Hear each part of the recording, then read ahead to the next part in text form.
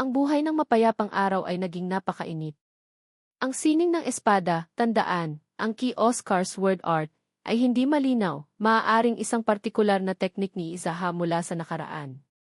Na sumusunod sa kaluluwa ang pinakaunang hakbang. Bigla, nakaramdam si Pinunuyong ng matinding sakit sa kanyang dibdib. Tinanong ng lalaki, Pinunuyong, kung paano natutunang gawin iyon ng batang lalaki, Izaha. Hindi naman niya ipinakita ang kanyang lakas. Sinabi ni Izaha na malamang hindi niya, Pinunuyong, maintindihan. Kahit ipaliwanag pa niya ng detalyado. Bakit mo kailangan ang sandata ng Bloodhound? O gusto mo bang palabasin na naglaban kayo? Halos tama ka, isip ni Izaha. Papalabasin ni Izaha sa lahat na ang Bloodhound ay tatakas pagkatapos siyang, Pinunuyong, patayin. Humingi ng tawad ang lalaki, Pinunuyong.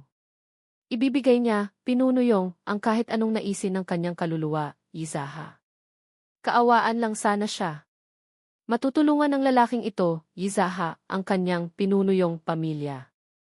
Kung ibebenta niya, Pinunuyong, ito ang yaman, maaari siyang kumita ng higit sa 30,000 taels. Tanong niya, Izaha. Naglalagay ka ng kondisyon sa akin. Hindi mo ba naiintindihan ang posisyon mo ngayon?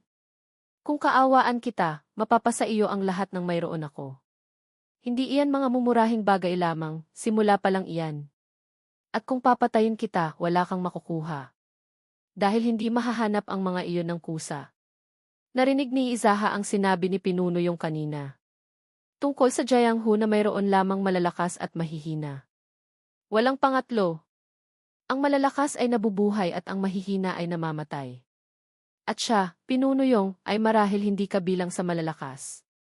Tapos na si Izaha sa kanya. Maaari mo nang kalimutan siya. Pumasok si Jin Muhui sa silid. Nagulat siya na ang patriarka, Pinunuyong, hindi patriarka ba? At ang Bloodhound ay patay na. Ang batang senorito, Izaha, ang mag-isang pumatay sa kanila. Binati ni Izaha ang lalaki, Jin Muhui. Mula ngayon, siya na ang magiging pinuno ng angkan ng Yong.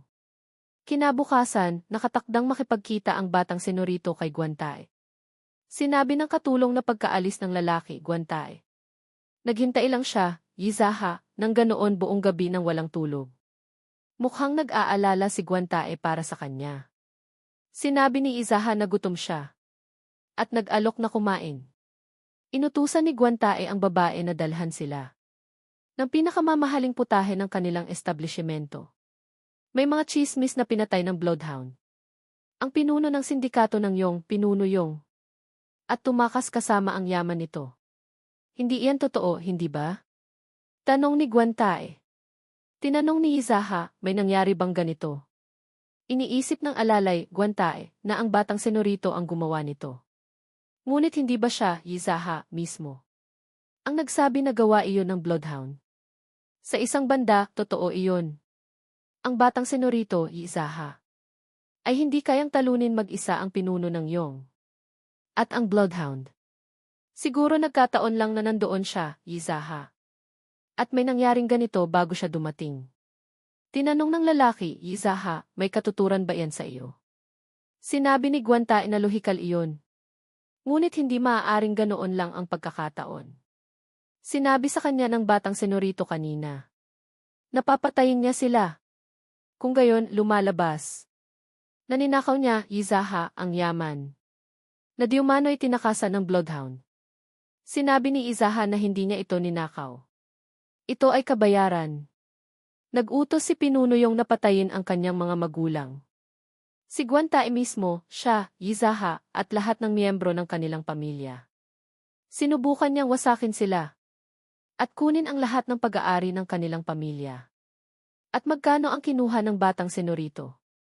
Pero huwag mong hayaang lumaki ang ulo mo. Sinabi ng batang lalaki, Izaha, na maaari niyang sabihin kung interesado siya, Guantae. Sinabi ni Guantae na ayaw niyang marinig iyon. Hindi ba't sinasabi na kapag masyadong maraming sikreto ang alam ng isang tao, siya ang unang namamatay? 32,000 taels. Kung nanatili pa siya, Izaha, nang mas matagal sa sindikato ng Yong. At nagsimulang magbenta ng iba't ibang bagay. Maaari siyang kumita ng mas malaki pa. Ngunit hindi niya ginawa. Maraming hindi inaasahang kahihinatnan ang maaaring mangyari. At maaaring mabunyag ang kanyang pagkatao. Kung magiging sakim siya ng walang dahilan. Napagtanto ni Jin Muhui na ang batang senorito ay ang tagapagmana ng pamilyang bain ng espada. Napagkamalan niya itong natutulog na dragon na nagtago ng kanyang kakayahan sa martial arts at nanumpa ng katapatan sa kanya. Siyempre, hindi tanga ang lalaki Izaha para maniwala sa impulsibong debosyon na ito ng 100%. Mananatili lang siyang may distansya at gagamitin ito. Pinatay din ba ng batang senorito si Yonggaik? Sumagot siya, Izaha, ng naaawa ka ba sa kanya kahit pagkatapos ng ginawa niya? Bata pa kasi ang gago. Ano ang kinalaman ng edad sa mabuti at masama? Bata ka man o matanda. Kung gumawa ka ng bagay na karapat-dapat sa kamatayan, dapat kang mamatay, sabi ni Izaha. Ito ay para malaman ni Guantae na pinatay niya si Yonggaik dahil sa kanya, Guantae.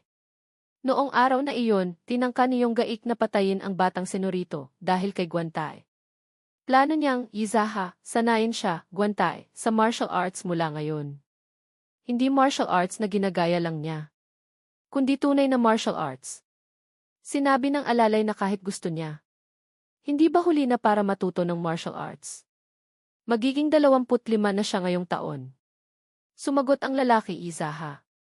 Ipaubaya mo na lang sa akin. Napagtanto ng leader, Izaha, na medyo matanda na siya, Guantae, para sa martial arts.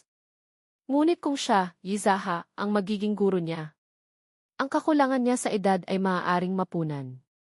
Pag-isipan mong mabuti bago mo ako sagutin. Dahil ito ay isang desisyon na makakaapekto. Hindi lamang sa iyong buhay.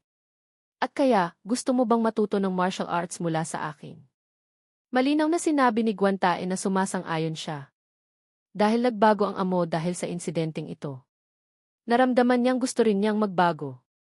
Sinabi ng batang lalaki, Guantae, sa batang senorito na siya rin. Ay gustong magbago tulad niya. At gagawin ang anumang kinakailangan. May isa pa siyang tanong.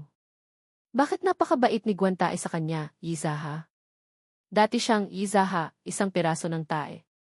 Sumagot ang alalay na nangyari na ito dati. Ang batang senorito ay mabuting tao at may mabuting ugali. Noong siya ay 15 at si Guantae ay 1-0.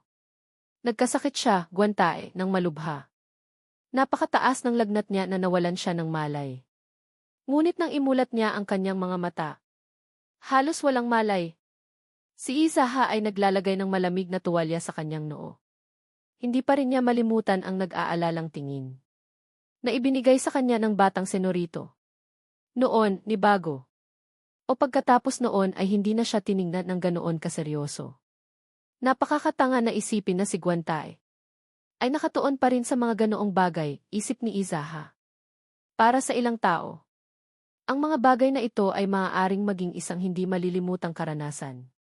Sinabi ni Izaha na ang martial art na kanyang matututunan ay ang 7 teknik ng Timog Karagatan, 7 Techniques of the South Sea. At ngayon, hindi ka na aking alalay. Mula ngayon, ang batang ito ay aking tauhan.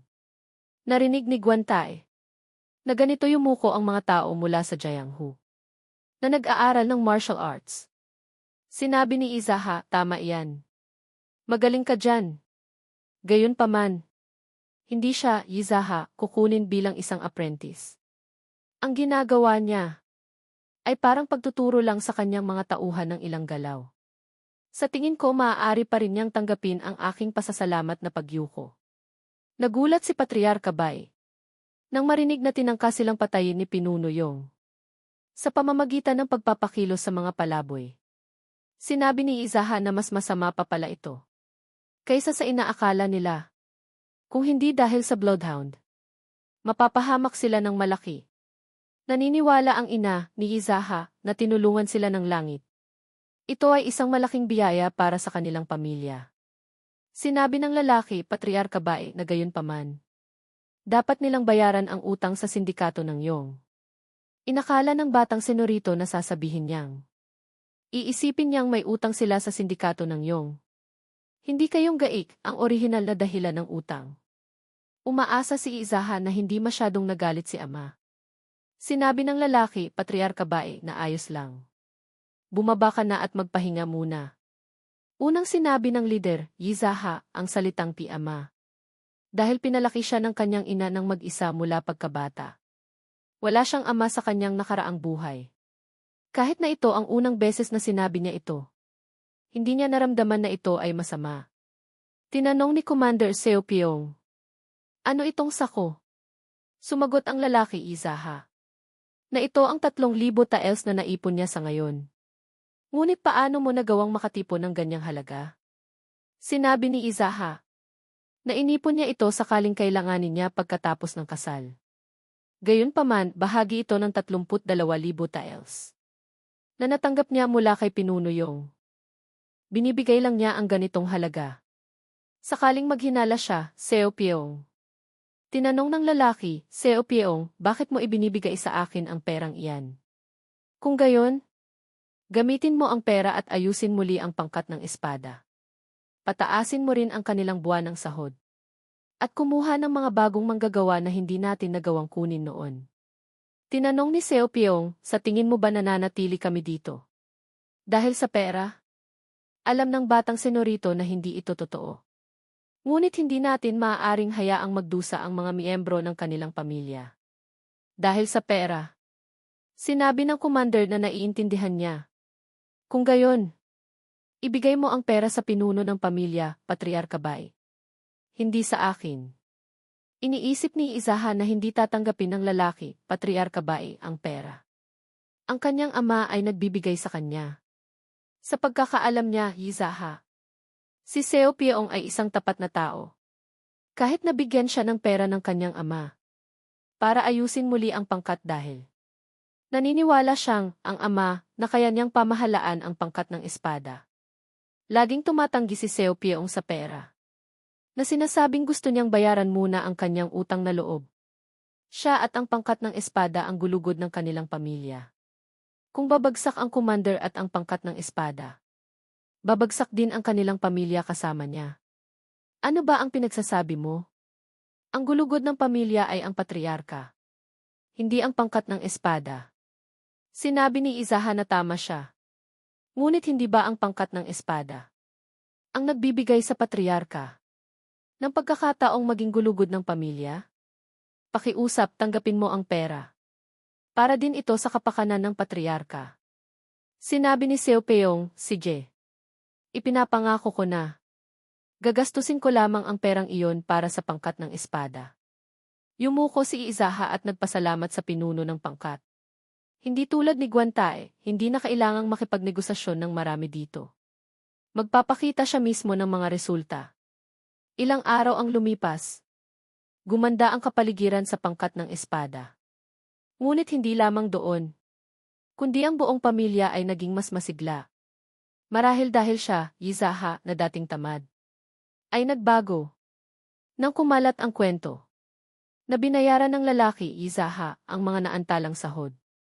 Ng pangkat ng mga mandirigma ng espada, nagbago ang nilalaman ng mga usapan. Sa kanyang likuran, at isang anunsyo ang ginawa para kumuha ng mga bagong mandirigma. Sa pangkat, gayunpaman, ang problema ay ang kanyang panloob na ki, internal chai. Maliban sa oras na ginugol sa pagtulog, inilalaan niya ang lahat ng kanyang oras sa paglinang ng martial art na heavenly mind circulation, na nag-ipon ng panloob na ki ng 3 beses na mas mabilis kaysa sa normal na paraan ng paglinang. Sa kabila nito, nakapag-ipon lamang siya ng napakaliit na halaga. Mayroon lamang isang solusyon ngayon. Kailangan niyang mapataas kahit papaano ang bilis ng pag-ipon ng panloob na ki. Sa pamamagitan ng pag-alis ng harang sa kanyang daluyan, vessel, upang mabuo at makontrol ito. Kaya kailangan niya ng isang elixir. May natitira pa siyang 29,000 taels. Maaari ba talaga tayong makabili ng elixir gamit ang perang ito? Ang ating bida ay nagtungo sa Jinan, isang sangay ng black market. Tinanong ng lalaki, tindero, anong uri ng elixirs ang interesado ka? Mga tableta o halamang gamot? Sinabi ni Izaha na hindi mahalaga iyon. May kasabihan sa Jianghu na ganito ang sinasabi. Ang mga bagay na wala sa black market ay mga bagay na wala sa Jianghu. Kung hindi niya ito mahahanap dito, hindi niya makukuha ang elixir gamit ang pera. Sa loob ng ilang panahon, sinabi ng lalaki na napakaswerte niya. Ang kanilang sangay ay walang anumang elixirs. Sa nakalipas na 6 na buwan. Gayunpaman, 2 araw na ang nakalipas ay may dumating na elixir. Ito ay 1,000 taong gulang na halamang gamot. Isang halamang gamot na kilala na nagbibigay ng 1-0 tandang bawas 15. Taong suplay ng panloob na ki. Sa kanilang panahon kung saan bihira ang mga elixirs, hindi madaling makakuha ng ganito. Humingi ang lalaki ng 44,000 taels para dito. Ngunit kulang ng 15,000 taels ang lalaki, Izaha. Marahil, ito lamang ang pagkakataong makakabili siya. Isinasaalang-alang kung gaano kahirap makakuha ng mga elixirs. Sa kanilang panahon, kahit hindi niya ito bilhin, mabebenta ito ng napakabilis. Sinabi ng lalaki, Izaha, na hindi siya nakapagdala ng sapat na pera. Kaya kailangan niyang bumalik sa susunod na pagkakataon. Tinanong ng matanda, tindero, kung bakit niya kailangan ang elixir na ito. Sumagot si Izaha na siyempre para lumakas. At ano ang mangyayari kung lumakas ka? Kamakailan lamang, isang batang senorito ang natauhan. Matapos maging mangmang sa buong buhay niya. Gusto kong ipakita ang aking paggalang bilang anak, filial piety. Sinabi ng matanda na iyon ang pinakakatawa-tawang bagay na narinig niya. Dahil sa kanyang uri ng negosyo, wala ni isang tao na nagpapakita ng paggalang bilang anak sa mga taga-Jianghu na sumubok bumili ng elixir. Naiintindihan ng batang senorito ang ibig sabihin ng matanda. Dahil ganoon din siya noon. Nang nahuhumaling sa pagpapalakas, walang pagpipilian kundi baliwalain ang mga nasa paligid mo. Nang maging pinakamalakas siyang tao sa mundo, sinubukan niyang tuparin ang paggalang bilang anak na hindi niya naipakita sa kanyang ina. Gayunpaman, huli na ang lahat. Hindi niya ito nagawa. Napakasama para kay Izaha.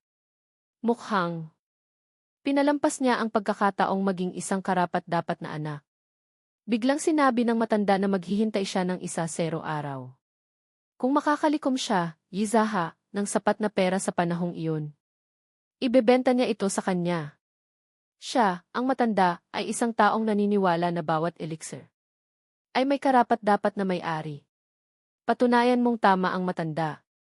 3 araw na ang lumipas sa ipinangakong 1-0. Naubos na ang oras at hindi pa rin siya makalikom ng pera. Kung pipigain niya ang lahat ng perang makukuha niya mula sa sindikato ng Yong, maaaring kumita siya ng 15,000 taels.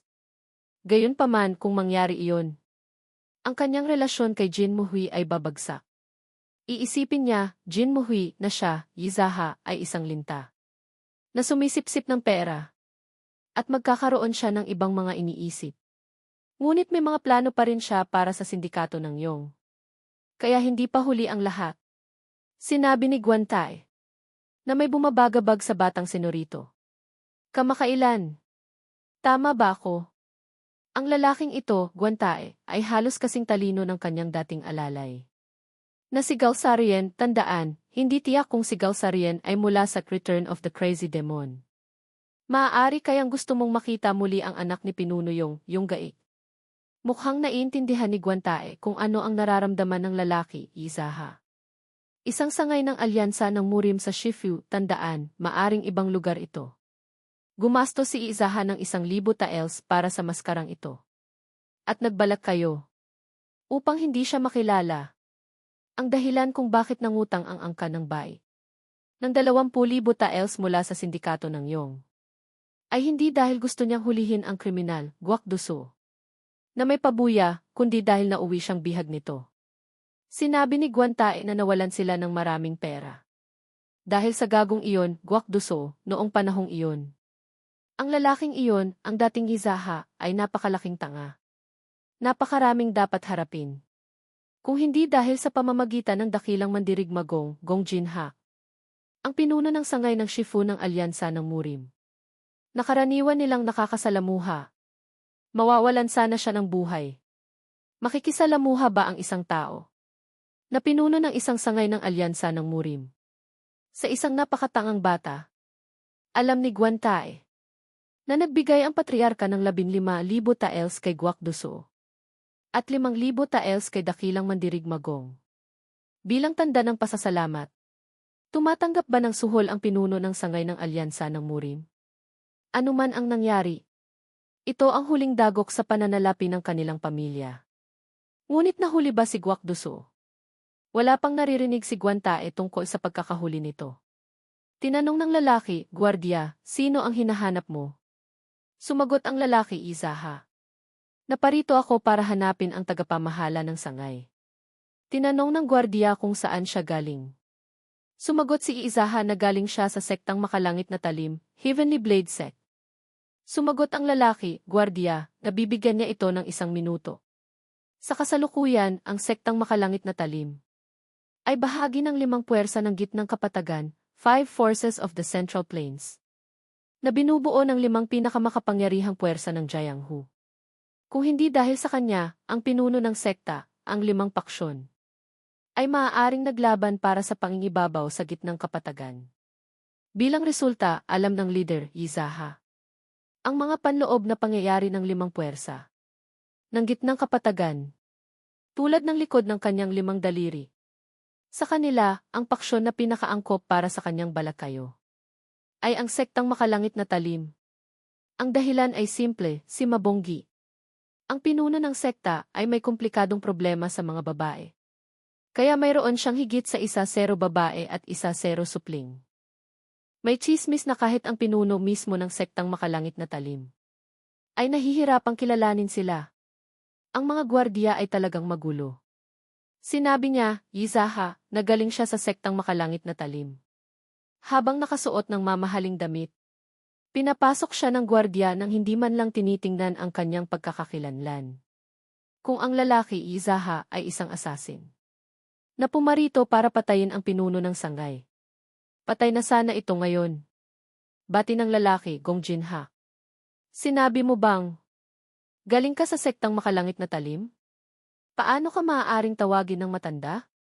Sumagot siya, Izaha, na ang pangalan niya ay Maing Chong. Ang kasalukuyang pinuno ng sekta ay kanyang tiyuhin. Nakinig ang matanda, Gongjinha, tungkol sa kanyang kahanga-hangang pangalan. Isang karangalan na makilala siya. Talagang mayroong Maing Chong. Namumuhay siya ng mapag-isa.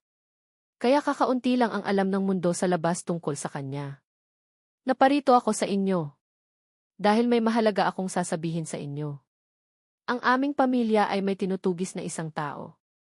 Nang masundan namin siya, nalaman naming may hawak siyang bihag sa lugar na ito. At may mga tsismis na ang matanda, Gongjinha, ang namagitan noon. Marahil si Guakduso iyon? Ngunit bakit siya hinahanap ng dakilang mandirigmang ng sektang makalangit na talim? Sumagot ang binata, Izaha, bilang Maing Chong, na nakagawa ito ng malaking kasalanan. Lahat ng mandirigma sa kanilang pamilya ay tinutugis siya. Anong malaking kasalanan ang nagawa ng gagong iyon? Laban sa sektang makalangit na talim? Sumagot si Maing Chong na ito ay isang panloob na usapin. Kaya hindi niya masabi iyon. Gayunpaman, ito ay isang napakahalagang issue na maging ang mga nakatatandang miyembro ng kanilang pamilya ay binibigyang pansin. Kaya siya naparito ng nagmamadali, nang hindi sila binabalaan ng maaga. Dahil lumabas na ang kanilang pamilya. Ang paghuli sa gago ay ilang oras na lang. Magiging tapat ako sa tagapamahala ng Sangaygong. Gusto kong mahuli siya bago ang iba pa sa aking pamilya. At gusto kong patunayan na ang aking kakayahan ay mas mataas kaysa sa ibang tagapagmana sa pamilya. Bukod dito, hindi ba't gusto mo ng promosyon sa punong tanggapan, staff? Kung tutulungan mo akong mahanap si Guakduso, ipapadala kita sa punong tanggapan. Alam ng lalaki, Izaha, na maraming pinuno ng sangay ang nangangarap na makapasok sa punong tanggapan ng alyansa ng Murim. Isipin mo na lang na mayroon silang suporta ng sektang makalangit na talim. Kailangan din niya, Izaha, ng isang taong mapagkakatiwalaan niya. Sa punong tanggapan ng alyansa ng Murim. Ipinapangako ko sa iyo, sabi ni Maing Chong. Sa ngalan ng sektang makalangit na talim.